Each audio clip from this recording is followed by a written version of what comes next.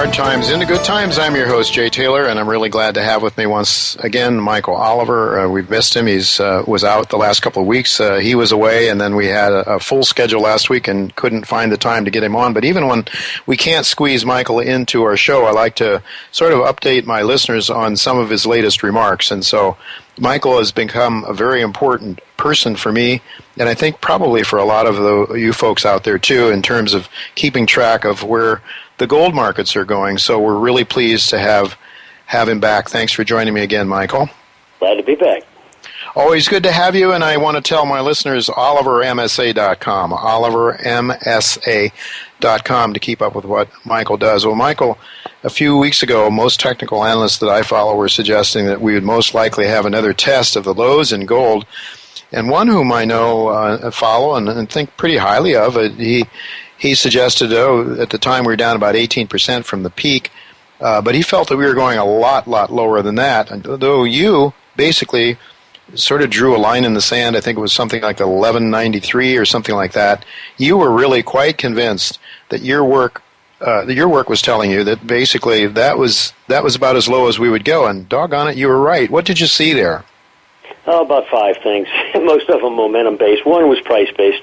Actually, 2 were price-based. First off, we had the Thunderbolt upside in February. It peaked in the same time that the S&P made it slow, February 11th or 12th.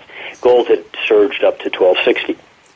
At that point, the rest of February, March, April, and May, gold basically oscillated sideways, making higher highs occasionally, but keep coming back down to the low 1200s. So it built a floor. The March low was 1206, the April low was 1209, May came thundering back down toward those lows, and everybody was pulling their hair out, price chart people, not me. Price charts are very misleading often. And when they trashed that low, they thought, oh boy, there's a real breakout. I argued that, yes, you should take out those lows. It was necessary because you need to stop some people out. You need to scare some folks. You say boo, okay, occasionally in the market. To correct the market, you really do have to emotionally rattle it.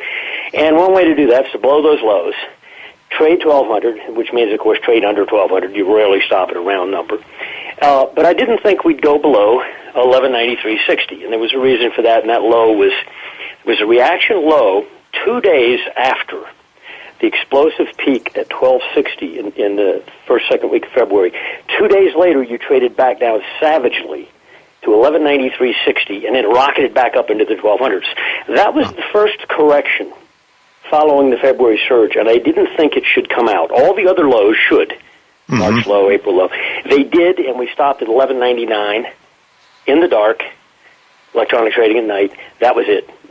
And now we're back above 1290. So, interesting today.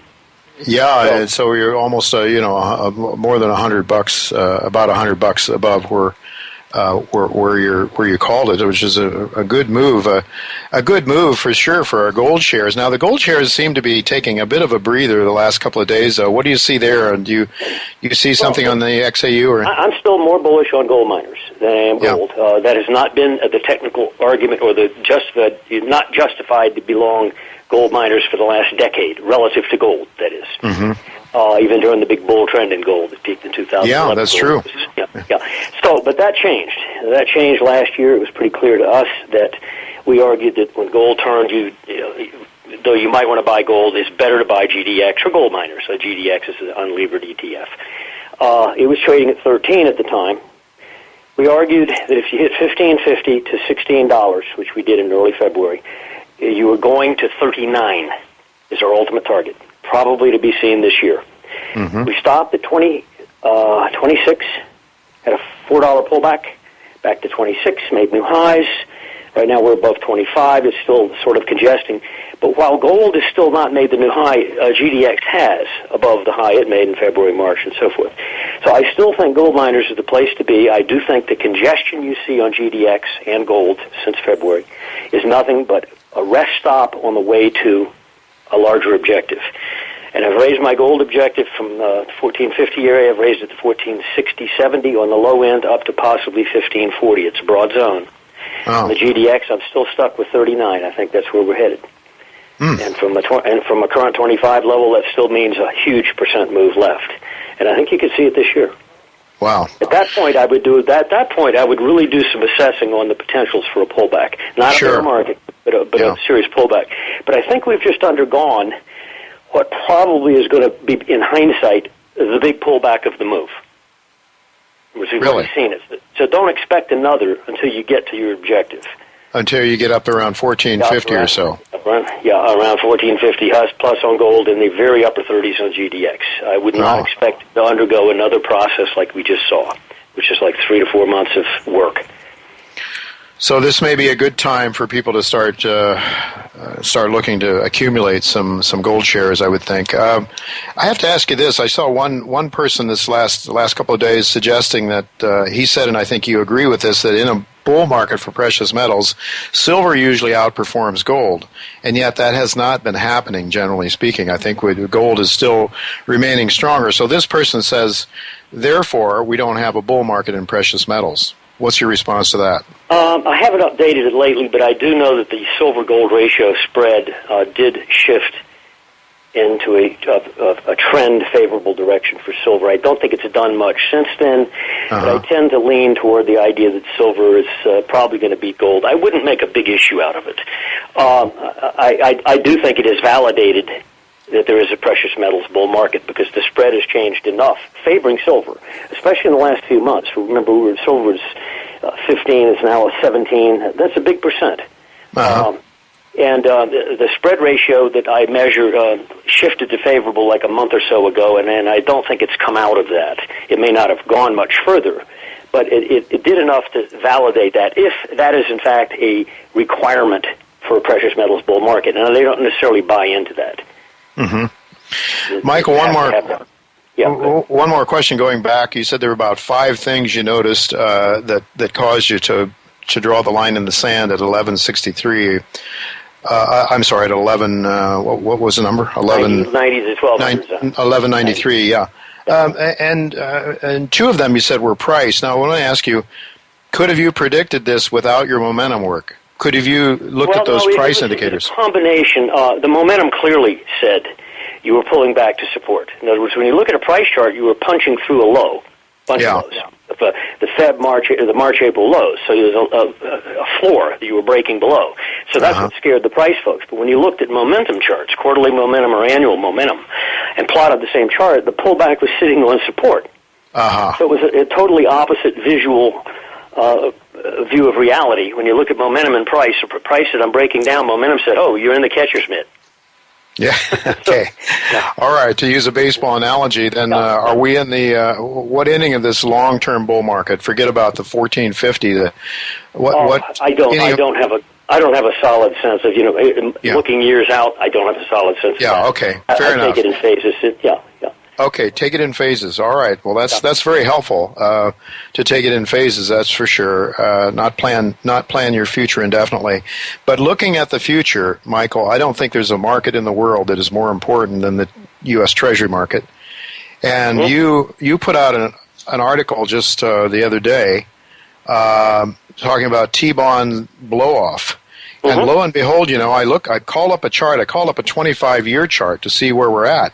And by golly, it looks like we're pretty close to something you could call a blow-off. I mean, it looks like we're at new highs in 25 years here.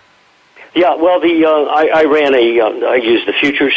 I went back about 10 or 15 years on the futures using monthly prices and looked at the price chart and momentum. They both agreed. They both said the T-bond market has been behaving robustly differently than it has in the last few years, not just because it's higher, but its behavior. It's hitting the top of a channel repeatedly on a price chart. Normally when it hit the top of that channel, it would reflect downward sharply. Similarly with momentum, we're crowding resistance, in other words, with intent. Well, we're breaking through that resistance now with this 170 to 171 action the last few weeks. It argues to me we're in a blow-off. Now, blow-offs might only last a few months, and that's what I'm expecting here. But I think you could get the T-bonds, which are in the low 170s now, up into the mid to upper 180s. That would take yield down nicely. But that's not occurring for good reasons. And first off, blow-offs are inherently overruns of reality. They're overpricings. And whenever a blow-off occurs that you can define, and then it starts to fail, you almost always will get an implosion. You will not get a gentle bear market. You will get a collapse. So when I see a blow-off on T-bonds, that doesn't mean go long bonds. I mean, if you want to, fine. But be very careful, because the real issue is when the blow-off ends, it will collapse. And I have momentum reasons to believe that and price chart reasons. But first, I think the blow-off comes. I think it could also be coincident with a sharp up advance in gold and a sharp down in the S&P. But the fact that T-bonds are set for a blow-off, that also means on the other side, probably after 2-3 months of upside, you'll see something on the downside we haven't seen in T-bonds in many, many years. Wow. Something that might be labeled a crash. God help us. That's all I can say. And Michael, as you say, not for good reasons is a blow-off, and not for good reasons are we seeing these enormously low rates, but because they're manipulated rates. They're rates that the market's not calling for. They're rates that are dictated by the policymakers, by the central bankers. At what point then, I mean, gold and T-bonds have been moving together. T-bonds crash. What happens to gold? I think there's a divorce coming, and I think there's also a divorce coming between the inverse relationship between bonds and gold, and bonds and the S&P. I think when bonds peak and have a blow-off and collapse, that might be at a point when the S&P is making a significant low for a 6-month rally, let's say maybe in the high 1500s, let's imagine. Okay? At that point, though, the sharp rise in long rates, what do you think that will do to stocks to create another leg down in stocks? My goodness, yeah. Yeah, I think bonds and S&P could link up again. They're not always inverse. Could link up again, and as bonds get into a deep bear market, the S&P joins it because of the realities on the ground that are caused by the sharp rise in long rates.